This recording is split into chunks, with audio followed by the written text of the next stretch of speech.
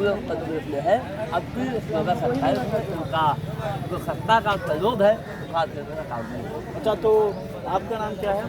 नाम हुआ मैथिल धर्मवीर शर्मा, भारतीय दिव्यांग सेवा समिति राष्ट्रीय महासचिव सदस्य। और हम लोग जो कहीं ना कहीं 2 साल से लगातार संघर्ष कर रहे हैं दिव्यांगों के लिए, और हमारे दिव्यांग जो कहीं ना कहीं लेखपाल भर्ती के लिए क्वालिफाई किए, उन्हें आज तक चयनित नहीं किया गया। उन्हें सारी परीक्षा में क्वालिफाई किए, सारे काम किए। उसके बाद जो हमारी समस्याएं हैं, 1000 से पेंशन 5000 होने चाहिए, LPG सिलेंडर गैस का फ्री होना चाहिए, अंत्योदय राशन कार्ड होना चाहिए, बिजली कनेक्शन फ्री होना चाहिए, और रोजगार के लिए हम दिव्यांगों के लिए लोन मुहैया कराया जाएगा, जिससे दिव्यांग अपना कहीं ना कहीं मतलब जीवन प्रक्रिया चला सके। पर हमारा क्या सिस्टम है, हमारी जो सत्ता गवर्नमेंट है वो किसी न किसी प्रकार से हम दिव्यांगों की आवाज़ को दबाना चाह रही है, हम दिव्यांगों की आवाज़ को कुचलना चाह रही है।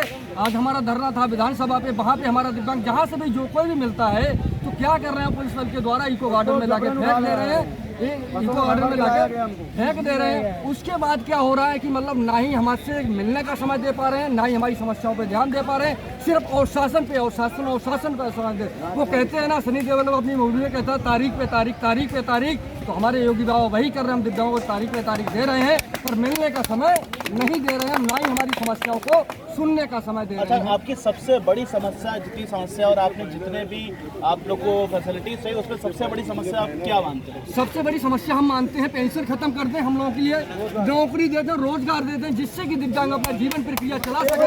पेंशन मुझे नहीं चाहिए, पेंशन नहीं चाहिए, वो नौकरी दे दे, 1000 रुपए बदले में हमसे लेते हैं। अच्छा, 1000 रुपए आप देने को तैयार? यस, देने को तैयार है। जो हमारे दिव्यांग अभ्यर्थी हैं, उन्हें जो है मतलब पेंशन की जगह उनकी एजुकेशन के तहत उन्हें नौकरी दे दी। और दिव्यांग का राशन कार्ड, अंत्योदय, जो नहीं है एजुकेशन के लायक, उनके लिए जो सुविधाएं मिल रही है, पेंशन मत दीजिए आप उनके लिए आप जो है कहीं ना कहीं रोजगार दे दीजिए, लोन दे दीजिए, जिससे अपना रोजगार चला सके, अपनी जीवन प्रक्रिया को अच्छे से चला सके। अब देखिए आप, दिव्यांग के लिए आवास नहीं है, अंत्योदय राशन कार्ड नहीं है, ठीक है। अब क्या दिव्यांग राशन खाता नहीं है? खाता भी है, आवास में रहता भी है, शौचालय भी जाता है। बहुत सारे दिव्यांग साथी हमारे ऐसे जिन्हें आज तक कोई लाभ ही नहीं मिला, सारे लाभों से वंचित है। और आज तो सुबह मैंने बहुत बड़ा कारनामा देखा है, मैं बताऊं आपको।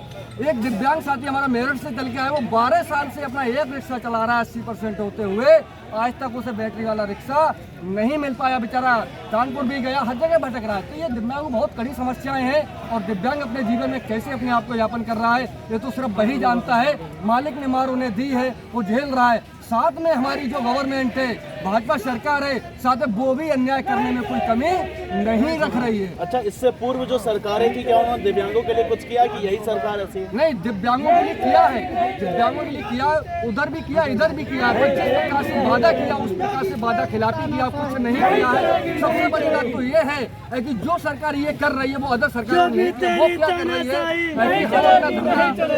विधानसभा में चलाते थे, हर जगह चलाते थे, सिर्फ इको गार्डन में लाके फेंक दे रहे हैं। जहाँ पे हमारा धरना निश्चित होता वहाँ में यहाँ पे धरना नहीं करना दे रहे हैं। कहीं पर भी कोई दिव्यांग नहीं मिल रहा धरने वाले दिन, चाहे वो अपने काम के लिए निकल रहा हो, उसे भरेंगे गाड़ी में और इको गार्डन में छोड़ देंगे। उसका सामान है वो भी वहीं छोड़ देंगे, वो भी नहीं उठाने देंगे। बहुत बदसलूकी कर रहे हैं। अच्छा, तो ये कहना चाह रहे हैं लोग कि योगी तेरी तानाशाही ने हमारी 34 सीटों में से 30 सीटों को जो सेलेक्ट किया गया, बाकी 31 सीटों को रखकर ये कह दिया गया कि हमें जो है ऐसे अभ्यर्थी मिले ही नहीं। बाकी हम लोग दिव्यांग ना है तो और क्या है, अगर दिव्यांग ऐसे नहीं होते तो कैसे होते? हम मोदी और योगी से यही पूछना चाहते हैं। अगर हम लोग हाथ पैर या कोई भी दिव्यांग हम लोग नहीं है तो हम लोग जो फॉर्म मतलब भरा गया था उसको किस बेस पे एक्सेप्ट किए थे? अगर एक्सेप्ट कर लिया, पेपर दिलवाया, रिजल्ट के टाइम हम लोग नॉट क्वालिफाइड आ रहे हैं, और नंबर होने के बावजूद भी सर नहीं लिया जा रहा है। तो योगी मोदी क्या कर रहे हैं? अगर ऐसा करना है कि दिव्यांग नहीं है हम लोग, तो हम लोग को नॉर्मल सीट पे ही अप्लाई करने, हमारा सिलेक्शन हो जाता, लेकिन तब भी लेने के बावजूद भी जो कुछ अभ्यर्थी थे उनको लेने के बावजूद भी उनको जो है बाहर कर दिया गया है। उनको जो सेलेक्ट किया, जो सेलेक्ट हुए थे, इनका कहना है उनको भी निकाल दिया गया है। और आप नगर निगम के बारे में क्या बोल रहे हैं? हत्या करने पर, भूख हड़ताल करने पर, और आज हमारा दिव्यांग हजारों की संख्या में यहाँ पे आया हुआ है। ये संख्या अगले आंदोलन में कम से कम होगी तो कम से कम 10 गुना होगी, क्योंकि प्रदेश का जो 54 लाख दिव्यांग है ना, वो हर जगह सड़कों पे उतर जाएगा अपना आंदोलन करने के लिए, अपना अधिकार पाने के लिए। किसी भी कंडीशन में पीछे नहीं आप लोग काम करने के योग्य नहीं है। आप ये बताइए कि दिव्यांगों की क्या तो आप आरक्षण किस लिए देने के बाद डॉक्यूमेंट वेरिफिकेशन करा दिए, ज्वाइनिंग के लिए वेट कर रहे हैं, तो सरकार से कह रहे हैं कि हम लोग दिव्यांग है, काम नहीं कर सकते। बताइए, हम लोग दिव्यांग हैं, काम नहीं कर सकते हैं, तो फिर हमारा फॉर्म क्यों एक्सेप्ट कर रहा है सरकार? हमसे पैसा लेके हमको 2 साल हमारा वेट कराया। अच्छा ये बताइए कि आप हमको रोजगार नहीं देंगे, शिक्षा केवल पढ़ा के तो हम करेंगे।